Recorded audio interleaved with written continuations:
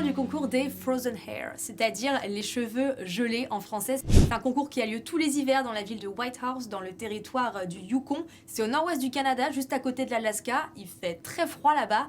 L'hiver, ça peut aller jusqu'à moins 30, voire moins 40 degrés Celsius. Et puis c'est aussi un endroit où on peut trouver des sources naturelles d'eau chaude qui ont été transformées en spa.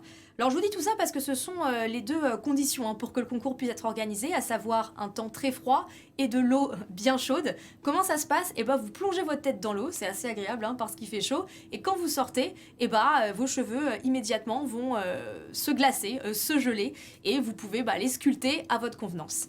C'est devenu une véritable tradition, une grosse attraction touristique, à tel point d'ailleurs que ce concours il a intégré le guide mondial des records. Le problème c'est que cette belle tradition est menacée par le réchauffement climatique. Le Canada est l'un des pays les plus affectés par la hausse de température sur la planète. Et ça, c'est un problème pour le concours des cheveux gelés. Pour que les cheveux gèlent en quelques secondes seulement, il faut qu'ils fassent moins 20 degrés. Donc forcément, s'il fait aller moins 10 degrés, comme c'est de plus en plus souvent le cas l'hiver, vos cheveux vont avoir besoin de plus de temps pour se glacer et c'est pas très bon pour la santé.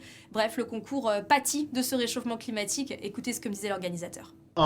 Durant l'hiver de 2019 et 2020, on a eu 288 participants. Ça, c'était notre meilleure année.